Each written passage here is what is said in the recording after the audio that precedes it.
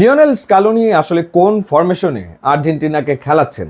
কখনো 4-1-3-2, কখনো 4-3-3, কখনো 4-4-2, কিন্তু মূল যে ফরমেশনটা ব্যবহার করছেন স্কালোনি সেই ফরমেশনটার নাম হচ্ছে ট্রাস্ট, ফেইথ, বিশ্বাস, আস্থা। অর্থাৎ তিনি তার প্লেয়ারদের ওপরে আস্থা রাখছেন।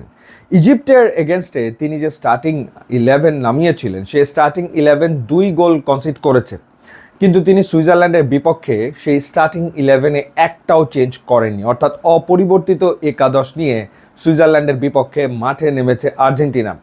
অনেকেরই আসলে ভ্রু কুঁচকে গেছে যে যেই একাদশ আসলে ইজিপ্টের এগেনস্টে ম্যাচে 2টা গোল খেয়ে বসলো, স্কালোনি কিনা সেই একাদশকেই খেলালেন।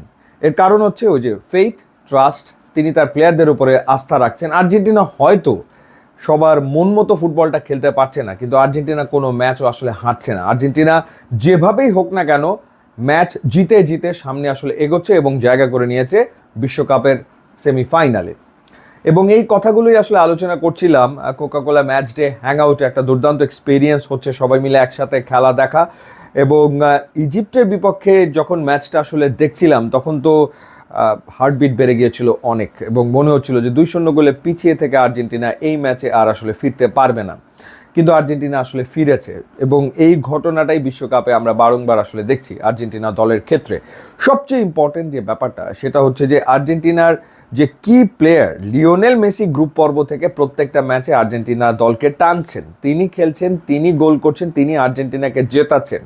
কিন্তু বিশ্বকাপ জিততে গেলে শুধুমাত্র লিওনেল মেসির একা পারফর্ম করলে তো আসলে হবে না, তার সঙ্গী সাথীদেরও পারফর্ম করতে হবে। এবং এই ওয়ার্ল্ড কাপে আর্জেন্টিনাকে যদি চ্যাম্পিয়ন হতে হয় তাহলে অন্তত 3জন কি প্লেয়ারকে পারফর্ম করতেই হবে। একজন হচ্ছে এনজো ফার্নান্দেস, একজন হচ্ছে ম্যাকঅ্যালিস্টার, এবং একজন হচ্ছে হুলিয়ান আলভারেস বা লাউতারো মার্টিনেজ।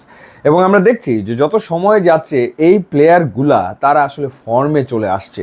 গ্রুপ পর্বে আপনি দেখেন এনজো ফার্নান্দেসকে সেভাবে খুঁজেই পাওয়া যায় নাই 3 ম্যাচে, ম্যাকঅ্যালিস্টারকে সেভাবে করে খুঁজেই পাওয়া যায়নি, বা লাউতারো মার্টিনেজ, জুলিয়ান আলভারেস, তাদের পারফরমেন্সও একেবারেই সাদামাটা। কিন্তু সবশেষ যে 2টা নকআউট ম্যাচ, এবং সেই 2টা নকআউট ম্যাচের সবচেয়ে কি মোমেন্টে পারফর্ম করছেন কারা?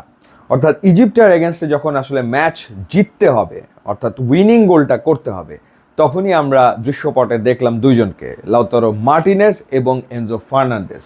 এবং এনজোর গোলেই আসলে আর্জেন্টিনার কোয়ার্টার ফাইনাল নিশ্চিত হয়ে যায়। সো একেবারে সময় মতো পারফর্ম করলেন এনজো ফার্নান্দেস। এরপরে আমরা যদি ম্যাকঅ্যালিস্টারের কথা বলি, আমরা দেখলাম সুইজারল্যান্ডের এগেনস্টে ম্যাকঅ্যালিস্টার তিনি দুর্দান্ত খেললেন এবং চমৎকার হেডারে তিনি আসলে গোল করলেন। তার আগের ম্যাচেও ইজিপ্টের এগেনস্টেও আসলে পুরো মাঠ দৌড়ে বেরিয়েছেন। তার ওয়ার্ক রেট আর্জেন্টিনার অন্যান্য প্লেয়ারদের চেয়ে ডেফিনেটলি বেশি, এবং যেহেতু আর্জেন্টিনার ডিফেন্সে ভালনারেবল, ডিফেন্সে তারা প্রবলেম ফেস করছে, এই কারণে ম্যাকঅ্যালিস্টার তিনি আসলে ডিফেন্সে কন্ট্রিবিউট করছেন, তারপরে আসলে অ্যাটাকে যাচ্ছেন। তো ম্যাকঅ্যালিস্টার পারফরমেন্স আমরা দেখলাম। এবং ফাইনালি আলভারেস যে গোলটা করেছেন, এবারের বিশ্বকাপের অন্যতম সেরা গোল, দেখার মতো একটা গোল, এবং সেই গোলেই মূলত আসলে আর্জেন্টিনার বলা যায় জয় নিশ্চিত হয়ে যায়, যদিও শেষে লাউতারো মার্টিনেজ সুইজারল্যান্ডের এগেনস্টে গোল করেছেন। সো আপনি যদি দেখেন যে লাস্ট ম্যাচে মেসি তো আসলে গোল করেননি, অর্থাৎ এখন আর্জেন্টিনার কি প্লেয়াররা পারফর্ম করতে শুরু করেছে বিশ্বকাপের এই স্টেজে এসে। সো ওয়ার্ল্ড কাপে আর্জেন্টিনা টিম বা স্কালোনি একটা ব্যাপার করেছে, সেটা হচ্ছে যে এনার্জি সেভ করে ফুটবলটা খেলো। অর্থাৎ লম্বা ওয়ার্ল্ড কাপ, সেই ক্ষেত্রে এনার্জিটা কিছুটা ধরেও রাখতে হবে। তো সেই ঘটনাটা আসলে গ্রুপ পর্বের ম্যাচগুলোতে আমরা দেখেছি।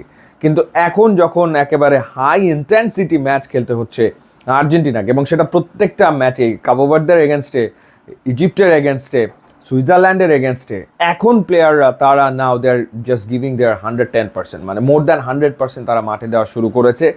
এবং যখন ইংল্যান্ডের বিপক্ষে সেমিফাইনালে মাঠে নামবে আর্জেন্টিনা, তার আগে Alvarez fully confident, Mac Allister fully confident, Enzo Fernandez fully confident, এবং আর্জেন্টিনা টিম এই মুহূর্তে ফুললি কনফিডেন্ট। সুতরাং এই আর্জেন্টিনার টিম, তাদের পক্ষে ফাইনালে যাওয়া খুবই সম্ভব, এবং তাদের পক্ষে আরও একবার চ্যাম্পিয়ন হওয়া আসলে খুবই সম্ভব বলে আমার কাছে মনে হচ্ছে। সো ইউটিউব এবং ইনস্টাগ্রাম লিঙ্ক দেওয়া আছে, আপনারা যোগ দিলে খুবই খুশি হব। And thanks for watching.